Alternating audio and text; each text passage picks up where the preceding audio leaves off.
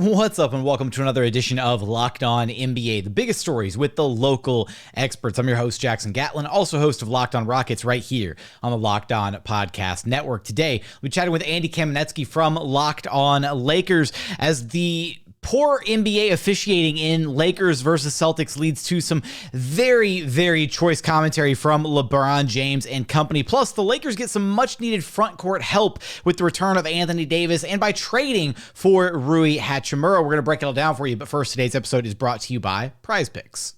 Next game, how about Joel Embiid to score more than 26.5 points? What about LeBron James to have more than 7.5 rebounds? How about Nikola Jokic to have less than 9.5 assists? Or what about Steph Curry to have more than 3.5 three-pointers made? So what is Prize Picks? It's daily fantasy sports, but how does it work? Basically, you pick 2 to 6 players. If they score more or less than their Prize Pick projection, you can win up to 25 times back on your money on any entry that you submit. There's no competing against other people. It's just you versus the projections available.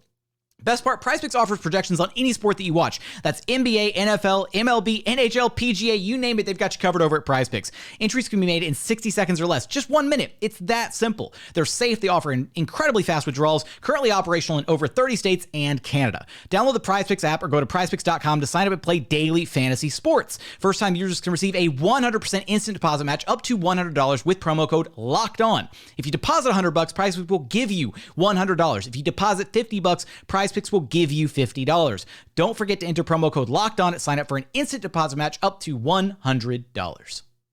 Joining us now is Andy Kamenetzky, host of Locked On Lakers. You can find wherever you listen to your podcast as well as YouTube. Just search Locked On Lakers. And Andy, the Lakers coming fresh off of what has to be just a brutal loss to the Boston Celtics, 125-121 at the end of overtime. A game that was very much winnable for this Lakers team, one of the better games that they played all season.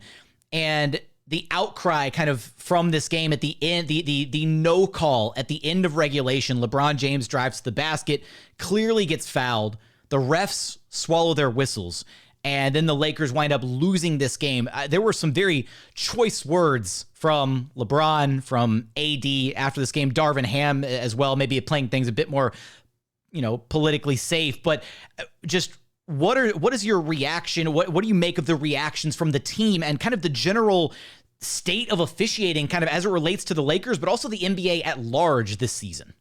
Well, I mean, first of all, I understand exactly where they were coming from. I mean, Brian and I, my brother, who co-hosts the show with me, we did a Saturday night mini pod, and we decided that we were going to get into specific game reaction for Monday's show, and we devoted the entire 15 minutes to just what the bleep, man. Like, what the bleep? Like, because it's not just the fact that this was an obvious call, and forget the last 2-minute report, which might as well have just been like a shrug emoji. Like, the league actually informed the Lakers that they got this wrong before the last 2-minute report even came out, which is the quickest admission I can recall ever seeing from the league. Yeah, we blew this. And does that mean the Lakers would have automatically won? No. LeBron still had to sink 1 of 2 free throws, but he at least needed to be given the opportunity. And then in overtime, the Lakers clearly were on tilt. Like, it took them a couple minutes, I think, just to get going in it. They got off to a bad foot because Patrick Beverley decided to go up to one of the refs and show them a still digital photo of this, which, while objectively hilarious and certainly creative, that's going to be a tech, and you can't start overtime on the road against a team that is, objectively speaking, better than you, giving them an opportunity to start 1 point ahead. I mean, that's just stupid. Again, hilarious, but stupid.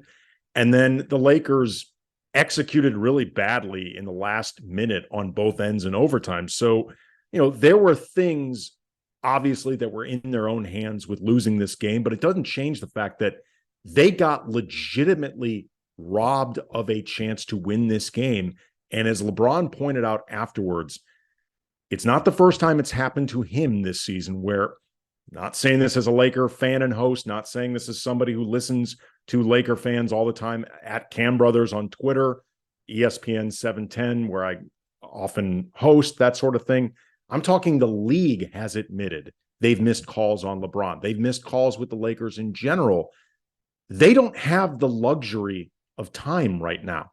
They have no margin for error, whether their own or the referees. So to get back to your original question, and apologies for venting a bit, but the state right now is just frustration. That's where they are right now, is just general frustration. It does feel quite unacceptable, right? For two marquee NBA teams on the biggest stage, right? Nationally televised game, to miss such an obvious call at that point. Like, the NBA needs to be better. And I've seen some people throw out some ideas, right, of what could be the solution to this, right? Do you reintroduce like replays late in the game so that the referees can, get some of these calls at the end, right? Where, hey, we know we messed that up, we're going to go back and fix it, right? Or do you maybe add like a fourth official to, maybe keep up with the speed of the game? Like, is there an idea that kind of you think maybe works and kind of irons out some of these issues? I've been calling they just need to be better. Well, they need to be better, but to be fair to the refs, the game has gotten so fast and so spread out. I've been calling for a few years for a fourth official. I just don't think that three people can really handle this. The concept of more replays and stuff like that, it's more complicated than the NFL, because the football often comes to natural stopping points anyway, more so than basketball. So, let's say the refs miss that, but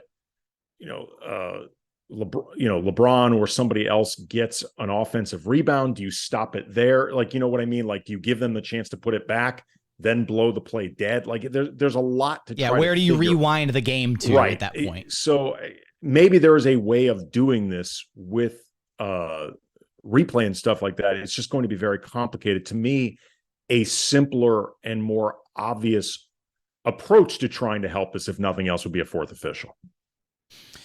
Aside from the referee shenanigans that the Lakers are dealing with at the beginning of this past week, they made a trade. They added a new member to the purple and gold, Rui Hachimura from the Washington Wizards, trading Kendrick Nunn and a few second rounders to pick him up. What does Rui provide for this Lakers team moving forward?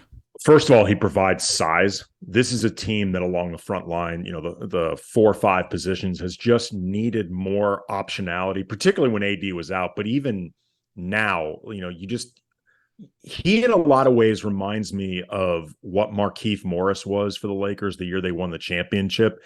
Somebody that allows them to play what I used to call medium ball, which was, not the hugest version of the Lakers, which was JaVale McGee, Anthony Davis, and LeBron, plus Danny Green, KCP. Like, that is an enormous team.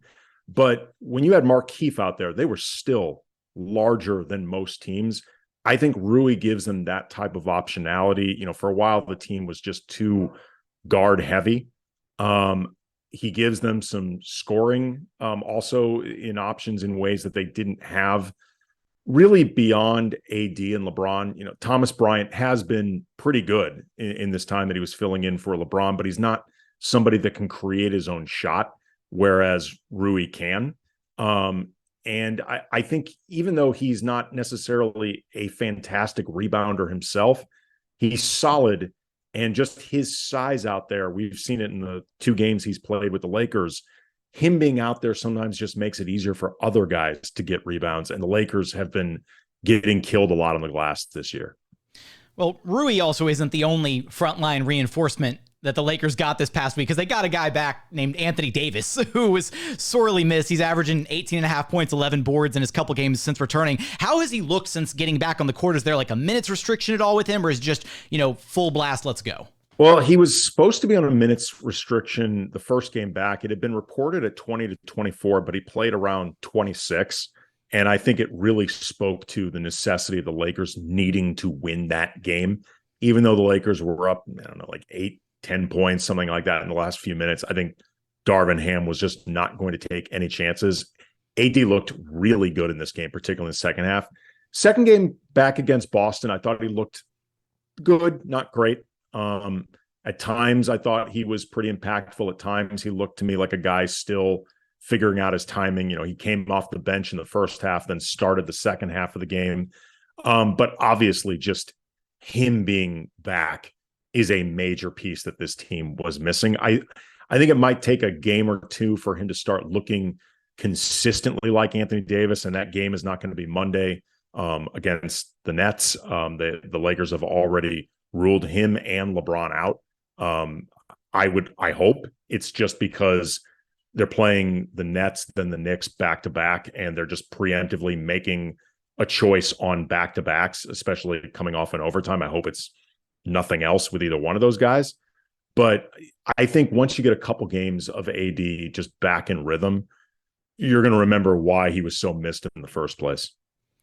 Can the Lakers work to increase that margin for error moving forward? Where can they go now that they, knock on wood, have a healthy LeBron James and Anthony Davis? Of course, you'll have us covered for all that and more over at Locked On Lakers. Andy, I appreciate you stopping by Locked On NBA with me. Anytime, man.